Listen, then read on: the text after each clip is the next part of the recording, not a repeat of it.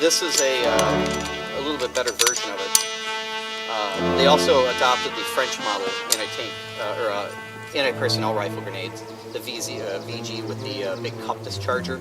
This is much more streamlined, so it's lighter weight, it's less metal, it's a little bit easier to carry.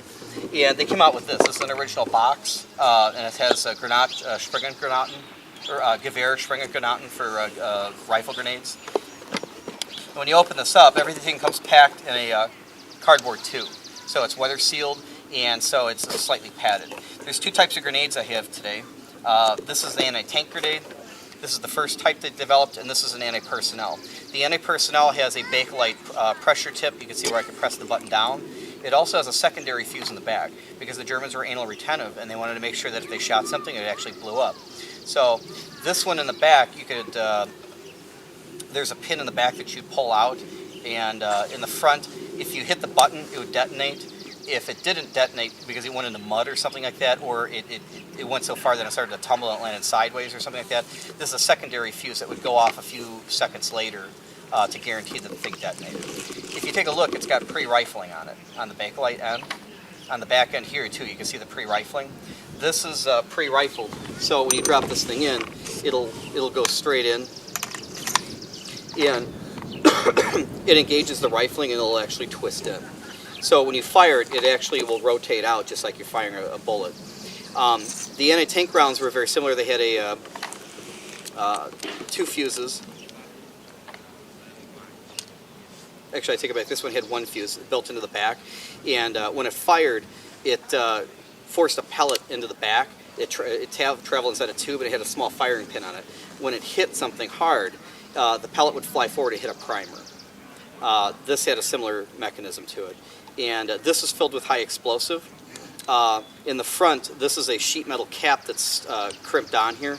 The sheet metal cap serves absolutely no purpose other than ballistic properties. And in the center here, there's actually a inverted funnel, so it would be like a V shape from your perspective. It goes down about almost halfway down. And the high explosive works on what on the shaped charge principle. When you have a hollow space and you have a detonation, the detonation will go out in equal and opposite directions. But if you have a good solid case here, and the path of least resistance is through light sheet metal here, the explosion will come through and collapse in on itself. And when it does it focuses the blast into about a 1/4 inch to 1/2 inch area. That's the beauty of the shaped charge. So you could use very little explosive here. Usually you need a teller mine, right? You need like 20 pounds of explosives to damage a tank. This uses a few ounces of explosives. So it's using it smarter. And the idea is that when you fire this, you can fire it into the, if you hit the front glacis plate of a T-34 with this, or a Sherman, it's probably not going to take the tank out. You might do some damage to the vision ports. You might be able to, you could take a track out with this. To detrack a vehicle, and a disabled vehicle is almost as good as a knockdown. What would the range of that be? I could easily take this rifle grenade and I could hit that tree line down there. I actually had thought about firing one of these. Bill Larson and I were talking about it, but I was concerned about this burrowing at 5 feet into the ground. Then, when on the far end, one of the French reenactors decided to fire his VG at a reenactment that we were at a couple years ago. Fired the thing, and he got a range of about 150 to 200 yards out of it. Never found it again. Because it went right into a farm field, and it was a rusty rifle grenade in a brown field. Yeah. Plus, I have a feeling because the thing weighed like a pound, I'm sure it hit the ground and penetrated like 2-3 feet into the ground. But the beauty of this is that if you're, again, in this position here with the bicycle, you have a T-34 coming through. Don't hit the front plate. The side plates are also angled. If you take armor plate that's 3 inches thick and you angle it, now it's the equivalent of 6 to 8 inches of armor because of the deflection on it. So that's why you see angle iron on a lot of the light armored vehicles and that, and even heavy armored vehicles like the Panther in World War II. The Germans ignored that principle to some extent because it was easier for production to do straight armor, so that's why you see on some of the Tiger tanks and that, it's all straight up, but it's also like 4 to 5 inches of armor. T-34 has a weakness, like all tanks, in the rear engine compartment and on the side parts. Where you have the tracks that go around, if you get hit in the bogey wheel section in the bottom, it's lighter armor plate down here, whereas the top of the tank is heavier armor plate.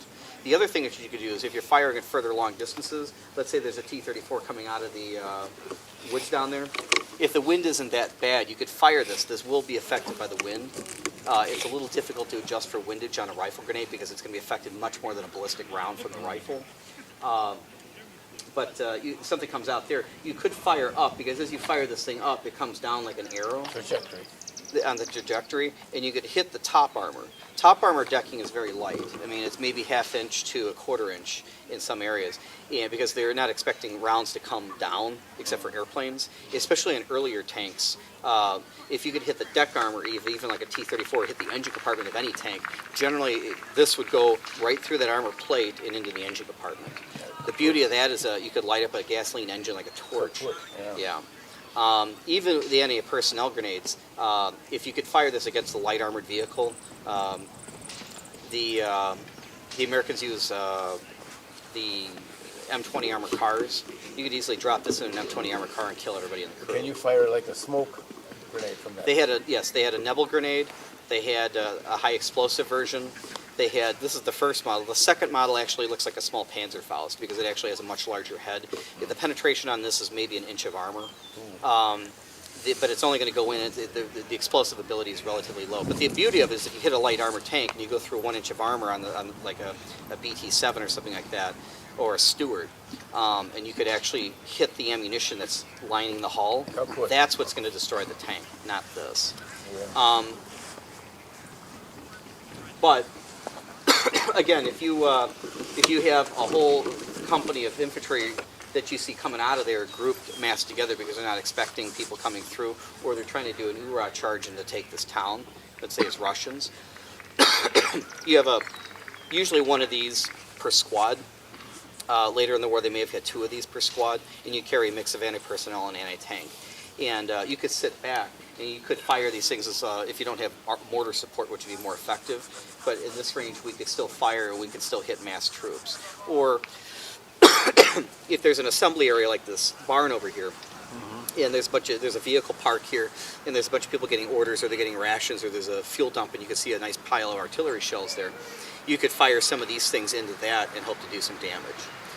They're lightweight. I mean, there's about a little less explosive power on this than you'd have from a stick grenade. You fire a blank? Yes.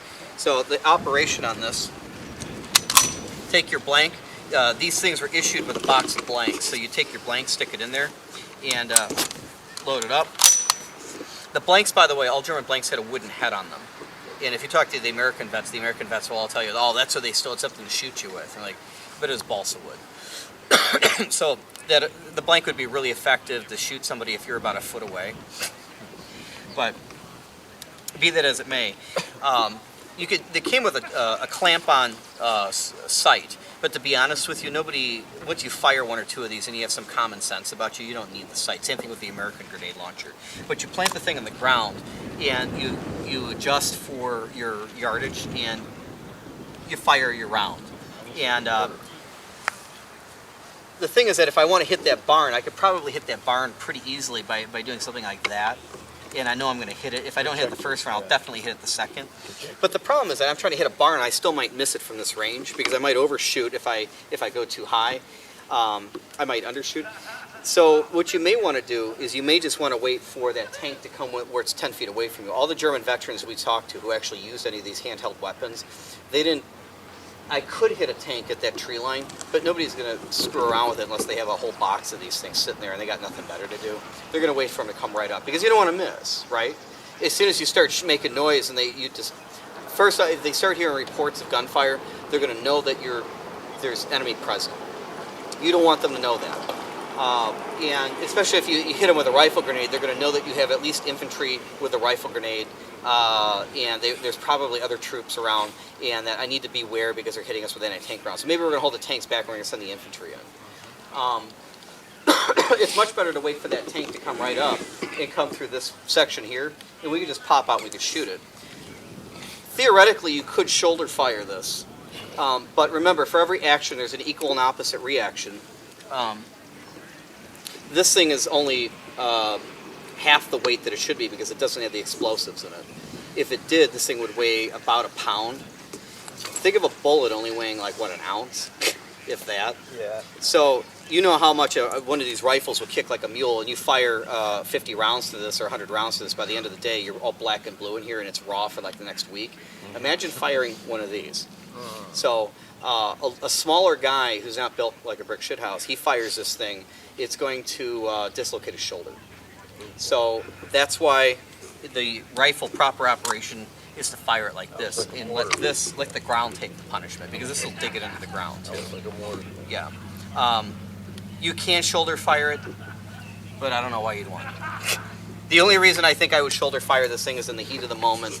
There's a tank coming through, and I could basically take the tank and shoot it at this distance from me to Bill, or I could hit it. I mean, you're not going to miss it from this distance right here, and you're not going to be dicking around like, well, I think it's like, no, you just boom, right into the frickin' side of the thing.